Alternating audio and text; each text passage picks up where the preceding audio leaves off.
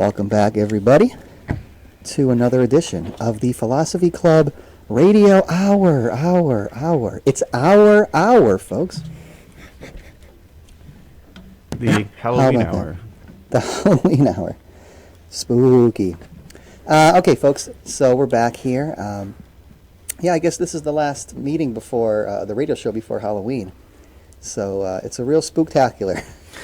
Is it really? We got a lot of surprises in store. I got a couple costume changes. It's going to be fantastic.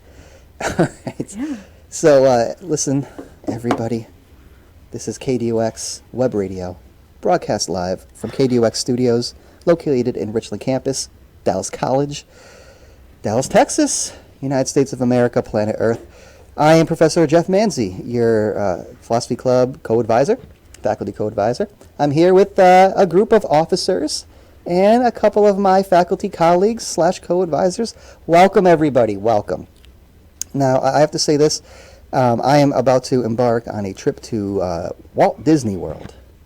It's going to be great. I'm spending my Halloween with Mickey, representing the Dallas College Honors Program. Ashok will be with me. Hello. And we will be bringing the Texas to Florida. Okay. Today's topic is a fantastic one. Again, you know how we do it here at the Philosophy Club Radio Hour.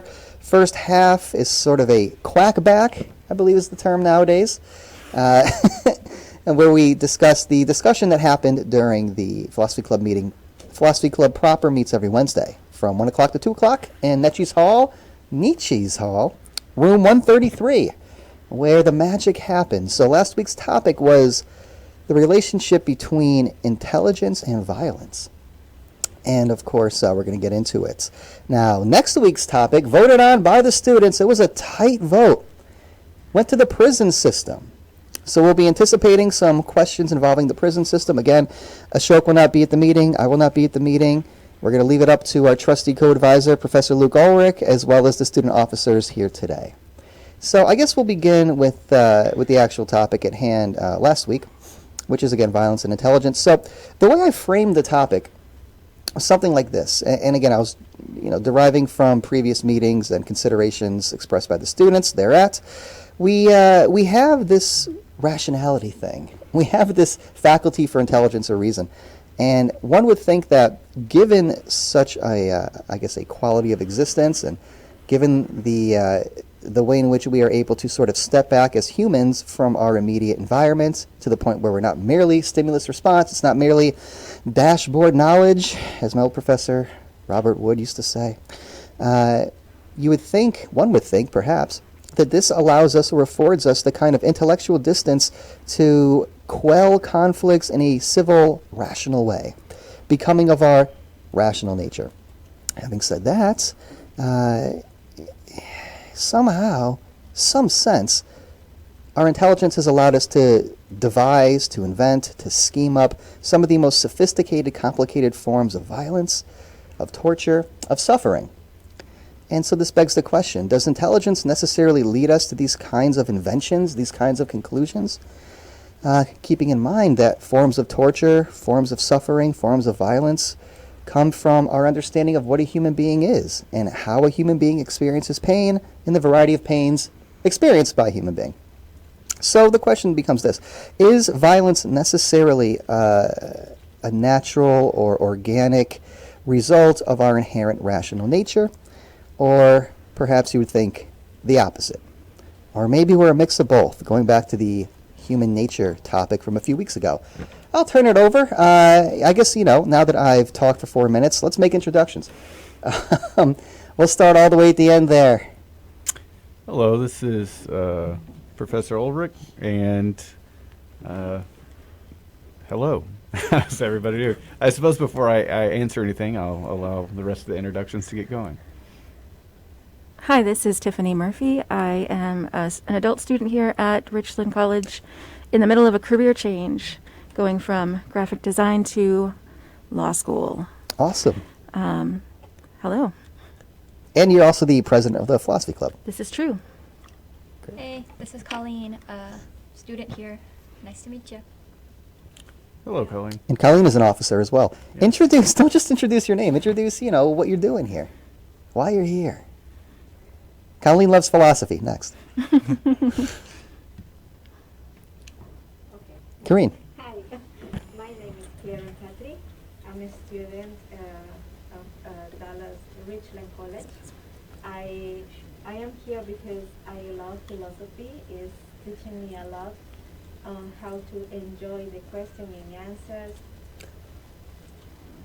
You're going to have to share a mic. Yeah, you might have to share a mic. I'm not getting anything from that. Although everything you said was beautiful. Please repeat it verbatim if you can. I cannot remember. We can hear you. That's awesome. You know what? Psychology taught us that whenever you are in a stress moment, you tend to talk, but then at the next minute, you tend to forget everything. Yeah. What do we got next? I said my name is Karen Patrick. I'm a student at Richland College. I'm coming over here. It's the mic, not the headphones. Hello, Yeah. can you hear me? Yeah, we can hear you. Oh, okay. That's what I'm trying to fix. Okay, great. And I like philosophy. It's making me enjoy from a different perspective the question and answers. Now we tend to question, but we also tend to receive the answer that pleases. And sometimes when the answer is not the one that pleases, we get frustrated. And philosophy teaches you to enjoy, even when the answer won't gonna please you, to enjoy and to learn and to move forward. And that's what I really enjoy from philosophy. Well, Karine, that was beautiful. Yeah, well said. I'm Dr. Kara. I guess the way to introduce myself is that I am currently live tweeting this show. So if you're on Twitter, twitter.com/akara, AKARRA. And yeah, in terms of my contribution to the topic, and one thing we didn't get to talk about last week, I just wanted to talk about why we like horror movies. Yeah, that's And I'll leave it at that. It is Halloween, almost, folks. Shout out to all my students who have their only essay assignment due midnight on Halloween. Brutal. Love it. Absolutely. Love it. Trick or treat. I hope I get some treats in the form of nice essays, and not tricks in the form of plagiarism. All right. Having said that, again, Professor Jeff Manzi, faculty advisor, co-advisor, Philosophy Club. Here we go, folks. Now, I do want to, maybe you've seen the film The Man in the Iron Mask. I'm the man in the dirty windshield. Yes. Ew. If you could, you could barely see, you could barely make out my face. That maybe- you was perfect comedic timing. It was authentic. All right, so yeah, returning to the topic at hand here. Any thoughts on how the conversation went? Because I'll be honest, the conversation went in places that I wasn't necessarily anticipating. I wasn't disappointed with, but it's always fascinating to see the connection students make, and especially positions on which they'll double down for feeling very passionate about something. In this case, the role of intelligence in the perhaps nature of, or maybe we could say the violent nature of living things. Any sort of thoughts? What'd you think? Were you expecting the conversation to go the way it did? Are you struggling to remember how it went at all? I'm struggling to remember, for sure. But that might be because it's a Monday, Fair enough. and I'm under-caffeinated. Well, I received 2 Mr. Goodbars from a very kind student, so I'm quite caffeinated. Okay, so I'll jog our memory a little bit here. So the topic itself came from the previous topic's conversation on whether or not human beings are inherently good or inherently evil. And we have a couple student officers not here today. Had to fire them, sadly, but that's a joke. It's a joke. We had a couple student officers who were opening up the possibility that, again, nature and violence are indistinguishable in some sense. That if you're alive, then you adhere to an instinct of self-preservation, and as such, violence is sometimes necessary. It's sometimes par for the course. Yeah. And so if we use our intelligence to sort of channel, I don't want to say violent instincts, but maybe self-preservational instincts, perhaps it's an inevitability that we develop very strong, I suppose, defenses, if you want to put it like that. Preemptive strike abilities, things along these lines, along with a willingness to proceed with it. Now, that begs the question whether or not intelligence necessarily leads to such, I guess, extenuating circumstances, or perhaps intelligence can allow us to consider what you might call more, as I said, civilized, but perhaps just more human, therefore more rational ways of dealing with conflict and self-preservation and things along these lines. Is violence necessary? Is maybe a better way to phrase the question for a rational creature.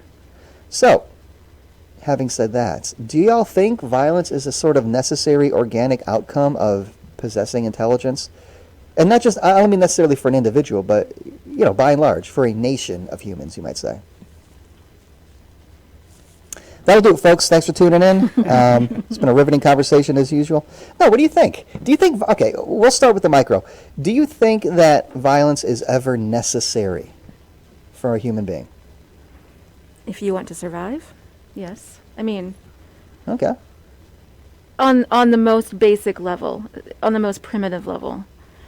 So like fighting for stuff that you need, like food and water. Scarce resources. Scarce. That came up a lot in the meeting. Yes. But we don't really live in that primitive environment. I mean, and that's kind of why I think it went from the micro to the macro, because Yeah. we don't live, we live in large societies now, and so the scarce resources we're fighting for are coming from other large societies. They're not, I have to live, I have to survive, so I'm going to, club this guy over the head and steal his dinner. It's not. Steals Mr. Goodbar. We've evolved to a place where, and that's really what surprised me about the conversation, because when I walked into it that day, I thought it was going to be on a more micro level. Yeah. And it wasn't, and that was surprising and interesting for me. Yeah, no, that's a good point, because at a certain point we were discussing what the role of government is when it comes to again, protecting you from violent forces, and maybe that includes inflicting violence on others, again, preemptively perhaps. I was surprised that it went to that place as well, because I was expecting more sort of stories, more sort of micro examples, again, on that smaller individual level. Again, Ashok said, why are people afraid of horror movies? I think that's a really interesting access to this topic. But what we got was a lot of macro. A lot of macaroni. Thank you, folks. We got a lot of macro, and we got a lot of us versus them. Hey, we Yeah. organized as a society. We organized rationally. Through our rationality, we now inflict violence. This enables us to have access to resources. And, weirdly enough, I kind of actually did expect it to go that way. I was actually surprised by the times it turned micro, and that we started telling our more personal stories. Like, I confessed that I enjoy the Jason movies, where every teen gets hacked to death. Others confessed that they enjoy the Halloween movies, watching Michael Myers hack people to death. But then also, like, hey, the stories of when we're really hurting in life, how do we take that desire we have to get back at people and turn that into, sublimate it, to use the Freudian term, right? And turn it into something that helps us get ahead and be there for others. I think part of the reason that we had a harder time talking on the micro level is that civilization as a whole teaches us that violence is bad when we're children. Like, if you get in a little schoolyard fight, you get punished for it. As you get older, the punishments get more serious. And even when you're an adult, civilization's like, if you're going to assault someone, you're going to be punished for that. Whereas on a macro level, we don't really learn about punishments of, like, starting a war. I think the only example I can think of at a micro level off the top of my head is the reparations Germany had to pay after the World War. But on a micro level, there's so many different examples of where violence was punished at the individual level. And I think that's part of the reason that we are all, like, individuals in violence because of civilization, because there isn't a lack of resources, that we're a whole. We're a society. It means we don't need that violence. And because we don't need it, they're trying to make us not act on those impulses. All right, I like this. Yeah, I think those are really great points. Because again, as you said, we're not necessarily, by and large, in a state of constant survival.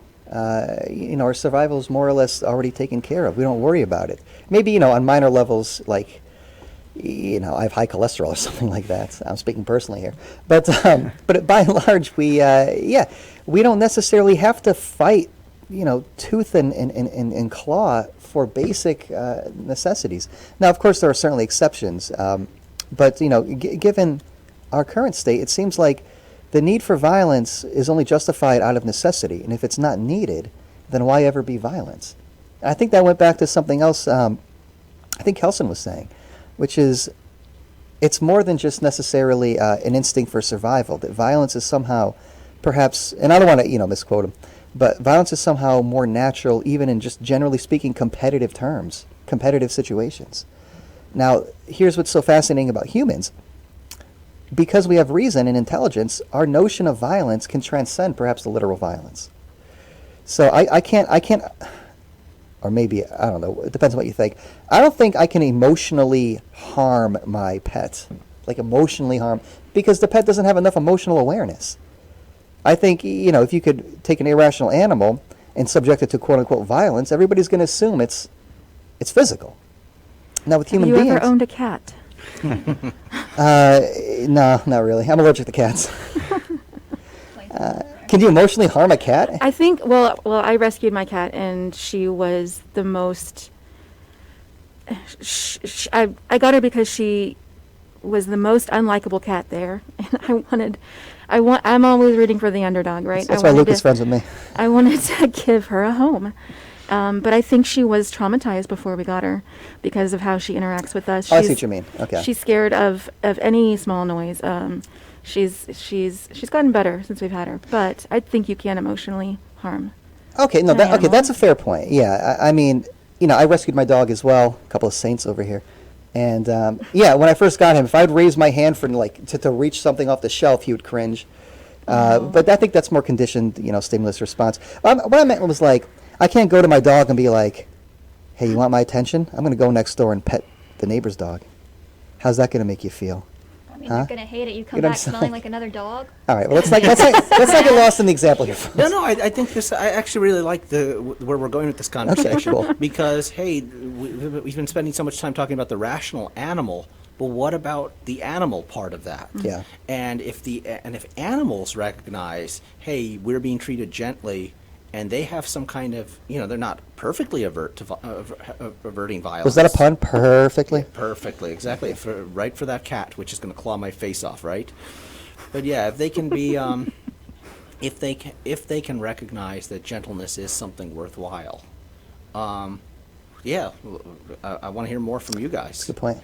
I mean, you could see in kittens, their moms will always be really gentle with them. Like if you put two animals together, if they're the same age, they're not going to be kind to one another. They're going to be like, oh, this is going to be my territory. No, it's going to be mine. It's going to be that kind of fight. But if you put them in with a kitten, even if it's not their own kitten, a lot of the times it'll adopt them. And I suppose that's a response to emotional comfort. I mean, I'm sure there's might be a biological drive involved, but there is a difference between how they react to different animals based on age and if they're male or female and stuff.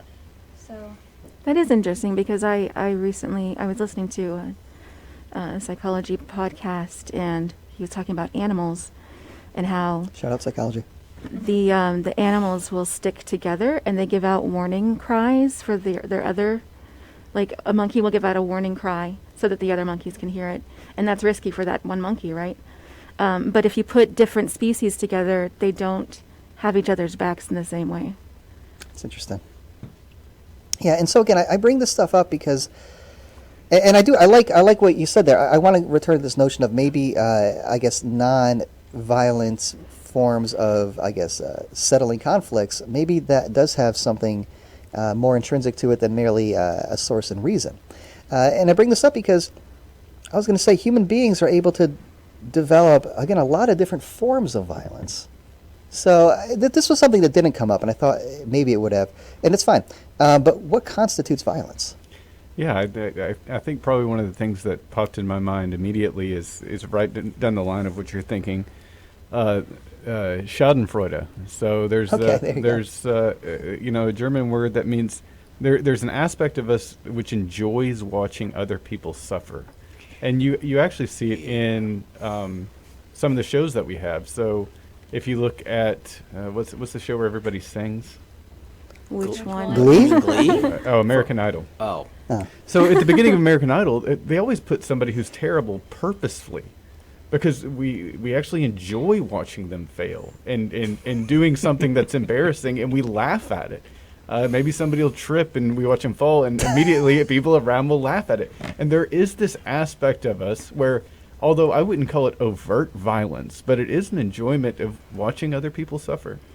I think there's a caveat there too, because we don't. I mean, there has to be a level of safety. We'll laugh at the person singing poorly, or someone who falls in an embarrassing way. But if someone injured themselves fatally, we're not gonna laugh. Right, not fatally, but there also are injury videos that people. I mean, there's a large group of people that enjoy watching injury videos. Yeah. You do, Colleen? Why? Tell us why. I don't really like football in general. Like, it's just not my thing. But I think it started when I was like little and I was watching this football game with my dad, and there was this football player who tackled someone and like his knee went like completely out of whack. Yeah. I was at yeah. the age where like gross things were like, oh my god, I want to stare at this. Yeah. And for some reason, that just like every time football season comes on, at the end of it, I'll like watch all the major injuries. I never reached that age. Colleen, to speak to your point, there are people about 10 or 20 years older than Jeff, Luke, and me. They remember So when ancient? Joe Theismann got his leg snapped on the Washington team. Oh, yeah. Yeah. And they will often talk about, like, hey, that was maybe the most gruesome thing they've ever seen, and they just stopped watching cold after having watched football for something like 30 years of their life.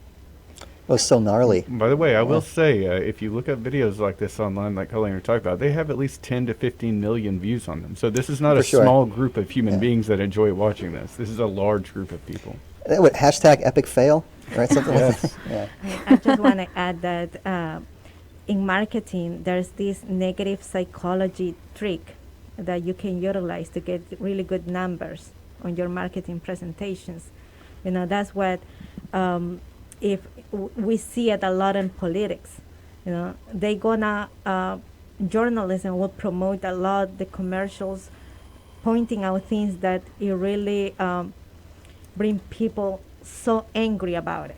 You know, comments, something that you hear about a specific race or gender, they're gonna bring masses, and you automatically, like in your social media, you're gonna share and says, oh, you see how this person react, that's how you shouldn't do it. But you are actually publicizing more the reaction of that person. That's Yeah. what negative marketing is. You know? That's pretty Yeah. interesting. Yeah. So unfortunately, the mind of people caught the message completely twisted. You know, if it's something that is gross or I'm not agree with it, I should not publicize it more or comment it. You know, I should teach first myself. Okay, this is not right. Like talking, for example, a specific community, right? If it's a racism comments from a politic, if I share it and say, oh, you see how this person is talking about certain race, you know, it's something I'm not agree with it or whatever. I'm making this guy famous. That's what I'm making it. I mean, I'm not giving any solution to the problem of racism. I'm not doing anything to fix the problem. I'm just making this guy more famous than what already is, and that's something that we don't see it in the big spectrum. We just see in the short spectrum. Our anger make us act. You know? Yeah. That's all I want to add. I think there's an aspect of that you relate to those videos. Like if they're like the embarrassing fail videos where he mentioned earlier that you're singing and they suck, and we watch it because of that and we laugh. I think it's because a lot of us aren't the greatest singers, and we know we would be that person if we were there and like, ha, this is hilarious, glad it's not us. Yeah. We're not going to get on that kind of thing because we know we'll be the person laughed at.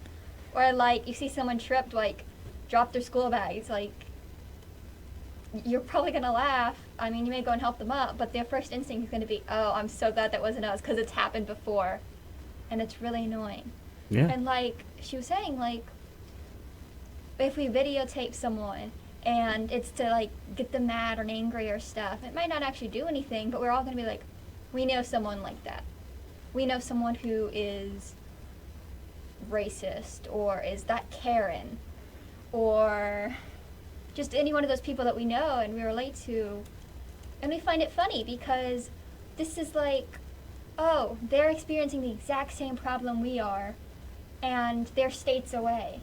And it kind of, it's like social media, it brings us together. And I think that's a good thing, but I also think that it's You're still laughing at somebody's misfortune. yeah, I think it's funny as long as it's not harmful.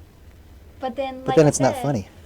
watching people get injured in football, it's like they volunteered for football despite knowing that what's the rate of concussions they get a year? Like, Right. they're 120%. volunteering, going, yeah. Yeah, so yeah, we have at least two levels. We have the level of the Schadenfreude, which is kind of these more playful things, but then Karen's bringing up there's tribal aspects too, where there really is deep-seated aspects of us, which we click on things because it's like somebody is attacking our tribe, and that one's closer to violence.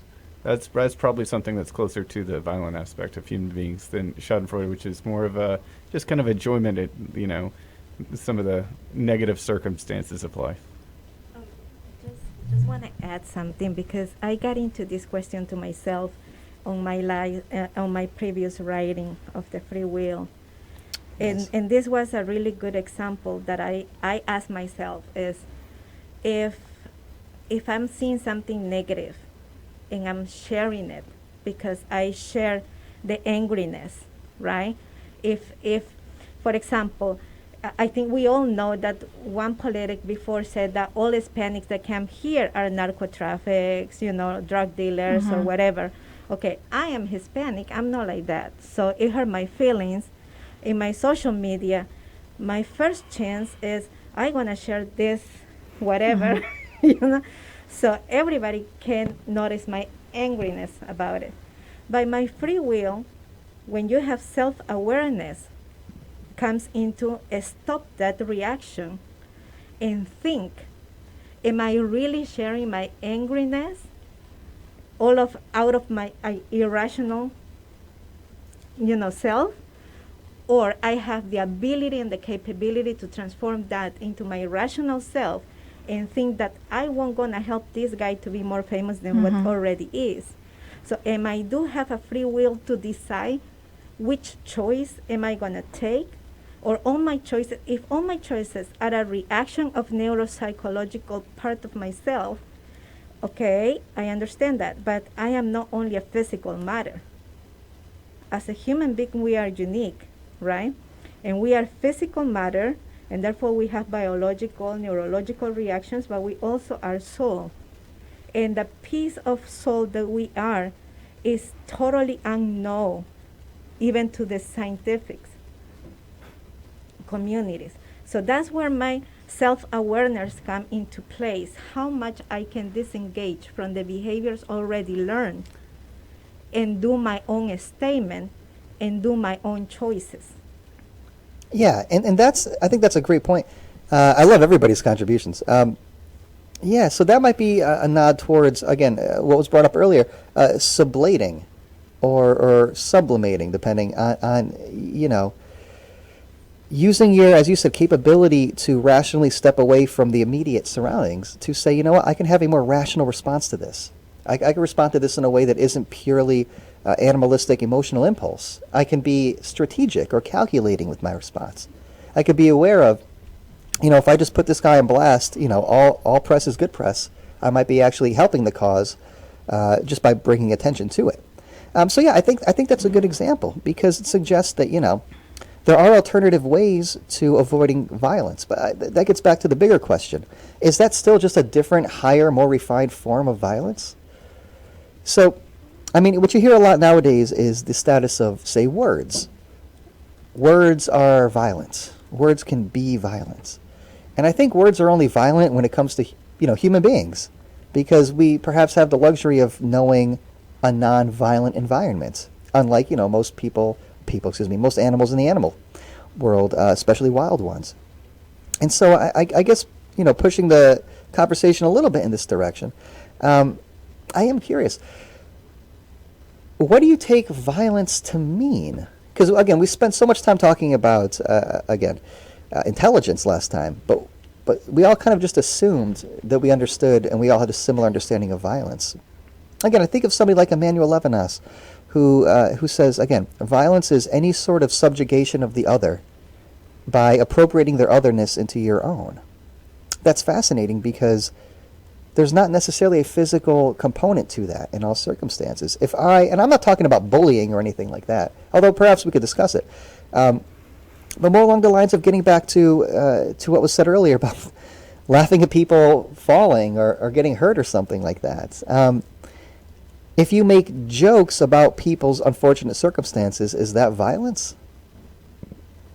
Or is it just words? Before we get there, Manzi, would you repeat that definition? It's gorgeous. Levinas's definition of violence. Oh yeah. So again, Emmanuel Levinas, great thinker, 20th century thinker, phenomenologist. He contends that any sort of bare definition of violence includes the subjugation of somebody else's otherness into your own. So sort of appropriating somebody's uniqueness or individuality and sort of pulling it into your own zone and say, well, here's how you fit into my world. And kind of like objectifying in a sense. And so, having said that, you can watch somebody slip and fall in a banana peel or something like that, and you could laugh and find it funny because you understand it as an isolated incident. But I guess if you were to reflect more closely, you might be like, well, no, that was a person maybe on their way to a job interview, and now they're really humiliated, and now they're in a lot of pain. Maybe they have sciatica. Maybe that exacerbated it. And when you start to think about that, you start to consider, well, maybe me laughing at them is a form of violence.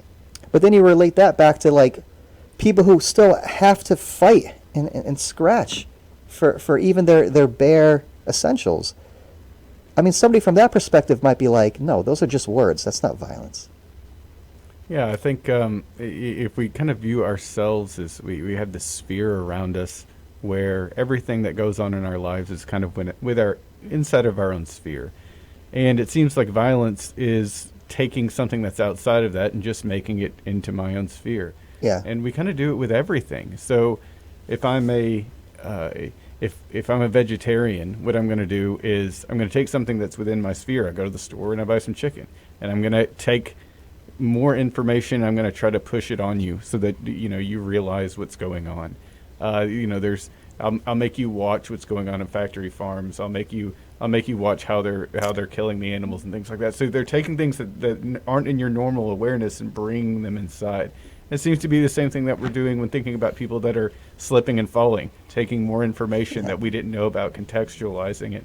So that, under that definition, the problem is it seems that everything that I do is violent. That becomes the issue, I think. Yeah. Is teaching people considered violence? Depends on the teacher. Cut her mic. So going back to the original topic, again, does intelligence necessarily lead to violence? I mean, if you consider violence in some of these broader terms, where it's like, no, the words you say can hurt. The articles you write can have a real painful thing. The jokes you make could truly offend people. Suddenly, again, avoiding violence almost becomes impossible. And just real quick, and then things like jokes and articles and whatever you write, perspectives you have, tweets, they come from you because you have intelligence, because you're rational. And sometimes, not even using words, you can hurt someone. Sure. Body language says a lot more than words. So that's when your rational mind comes in place to help you to define who you really want to be, know the behaviors you absorb through nurture. And well, please go for it. Yeah, no, I just wanted to point that the rational mind's an interesting thing. Yeah. The person who's opening the orphanages are just as creative as the serial killer. So the intelligence itself seems to open up possibilities, and those possibilities can bring us to positive or negative things that we can do with it. Yeah. I agree. And I also want to mention about, you said articles can hurt people. Like a and the. No. Ba-da-ba-ba-da-ba. News articles. Yeah. I think that that's true, and the situation where I think it would be okay is if it's revealing a truth, because not all articles are true. So if it's a lie, then it's even more damaging. But if it's revealing a truth, then I think that harm is justified in a way.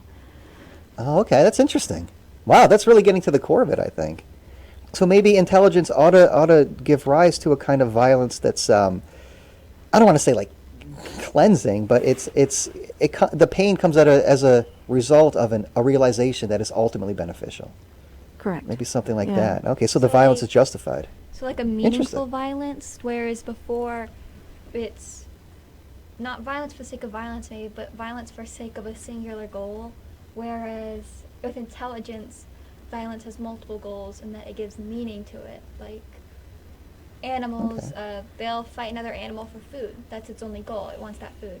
Us, we could say, say in politics, you say, there's an article about some politician who was doing something stupid and got caught, and there was an article about that, and it was true. Well, not only is it revealing that maybe we shouldn't trust this politician because he was doing something that we don't agree with in the way we don't want them to represent us, so maybe that would lower his thing and boost someone else. But also that it's the truth, and as someone who is a leader or trying to become a leader, they're supposed to be held to a higher standard than just any other person. So that truth is both a reminder to the other politicians, but also a direct contribution to them. So maybe it's a differentiation between goals. Yeah, no, that's an astute point. So my question would be, so violence or decide to be violent, it comes as a way of self protection, or it comes from the ego? Because ego tells you, if like in Russia, we are talking about human beings, because we are the only species that is rational, right? That can differentiate good and bad accordingly to the parameters of society. So if I can differentiate that and I choose to be violent, I'm making a conscious choice, right?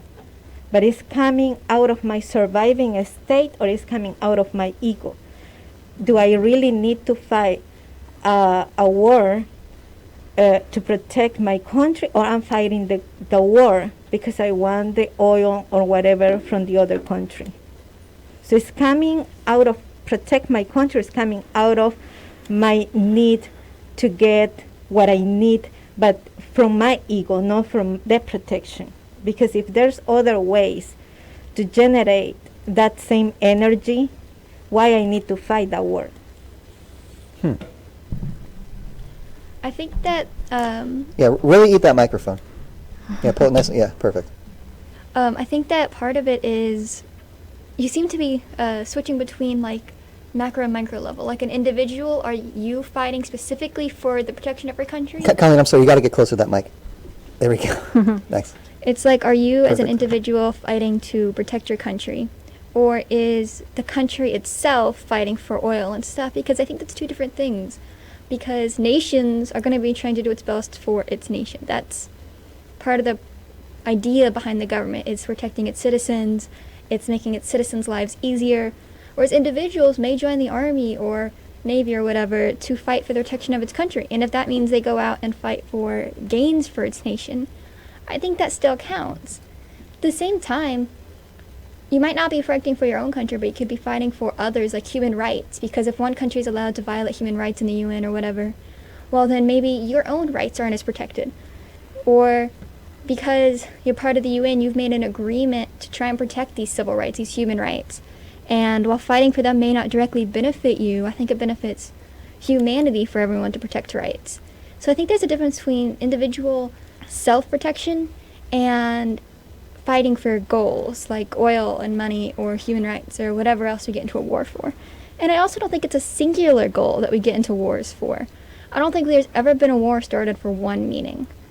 Like, I'm sure when, let's say, World War I or World War II started, the United States didn't jump in just because, you know, we didn't like the other guy, or we wanted this one attribute that they have in their country, or we were attacked, so we're going to strike back. I'm sure there was multiple meanings and multiple reasons we got involved.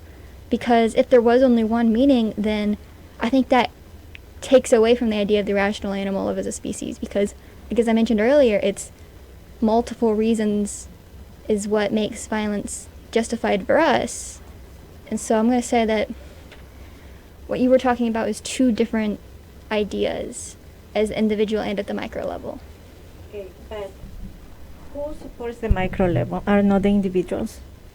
Who makes nation are not the people that lives in the nation. Who decide to fight for the nation are not the people that live or command the nation. So to make a statement, you have to observe both pictures.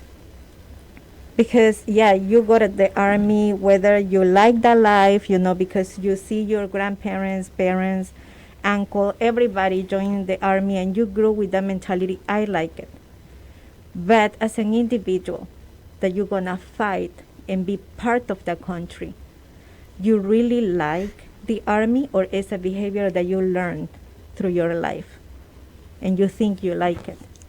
You really agree with the commands of fighting and kill other people, or you went beyond that and to understand what is the true meaning to fight the people? What is like the goals? We are fighting for whatever they said, or is something behind it? Did I did my job trying to understand? I cannot talk about macro when I don't touch the micro, because one is part of the other one, and one make the other one stronger. Yeah, no, I like what I'm hearing here. I think you're both making excellent points. I will say this, a couple of responses. I mean, yeah, again, Colleen, going back to what you're saying, sometimes it's rational to be violent. If rights are being stripped, if people are being oppressed, things along these lines, violence might be considered a rational decision. But again, that takes us back to the initial question, what constitutes violence? Now, Karine, you said something a little while ago about how, you know, body language and looks could be every bit as violent as, say, something like maybe words or fists. You just knocked yourself out of focus.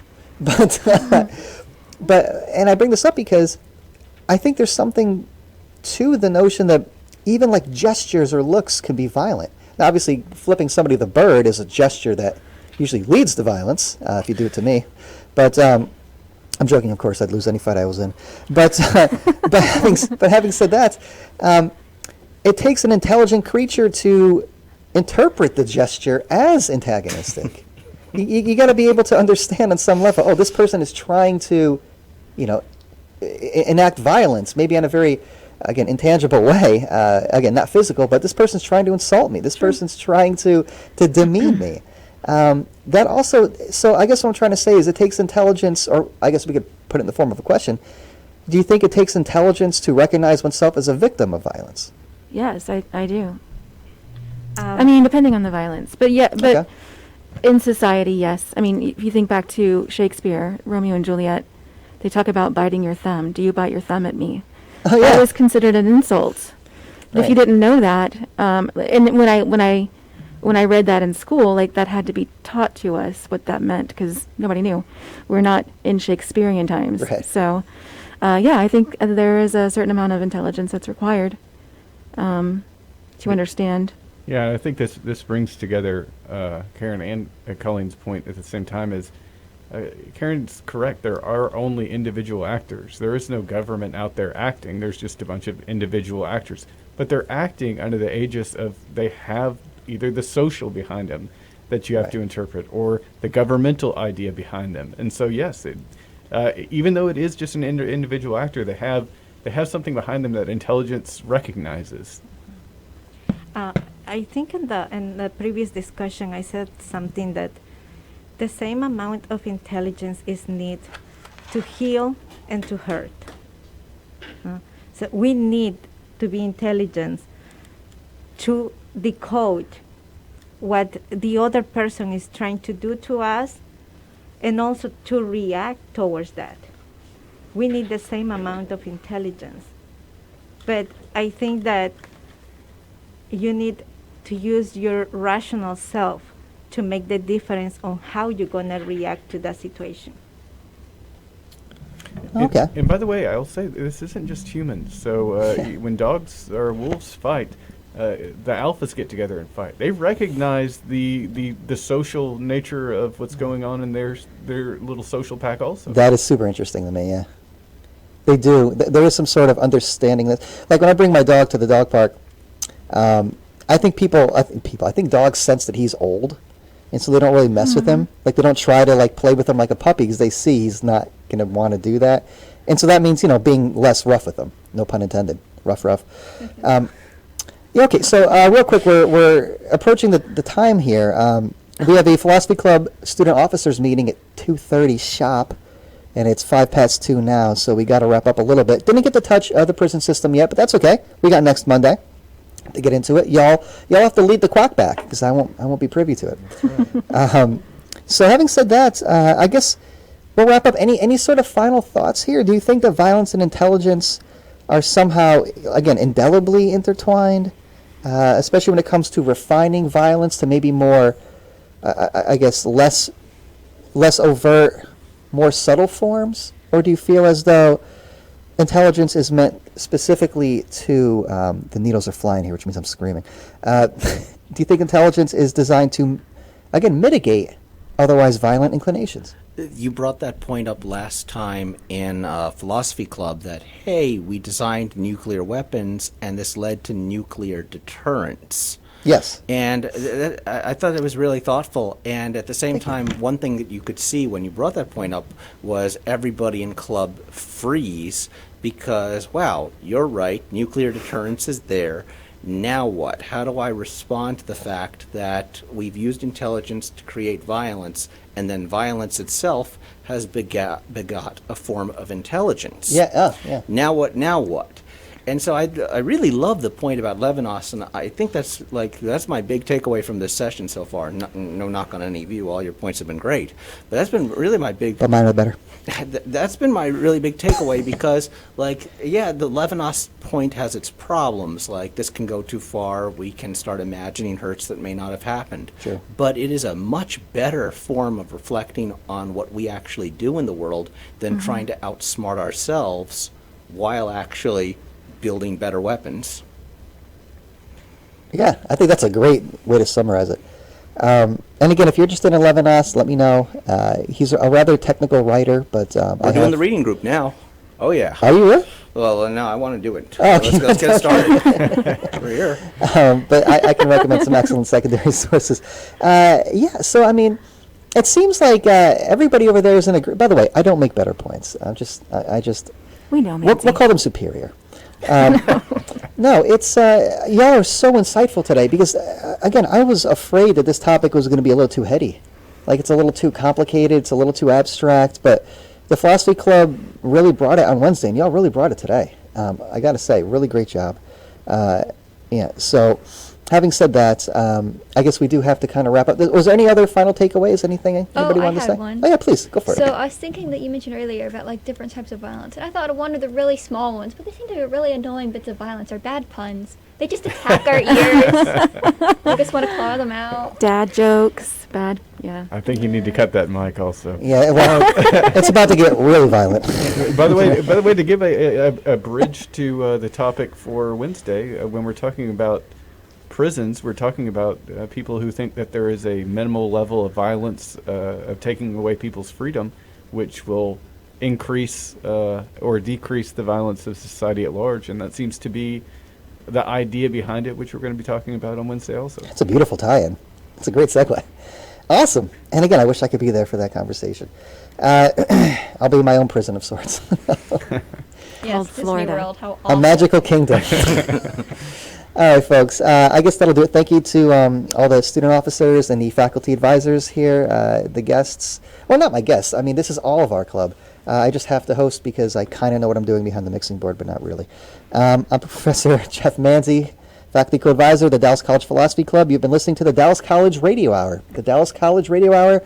We broadcast every Monday from 1 p.m. to 2 p.m. right here in KDUX Studios, EO 11. And then, of course, the Philosophy Club Radio Hour is itself I guess, a marketing tool of sorts for the Philosophy Club proper. The Philosophy Club proper meets every Wednesday, 1 to 2 p.m. in Netchie's Hall 133, where we discuss topics that are student-generated of a philosophical nature, and we also have a lot of fun and eat a lot of good stuff, or at least I do. All right, that'll do it, folks. I guess there's actually only one thing left to do. When on your mark. Let's try to do a harmony. I'll start. I'm not, no.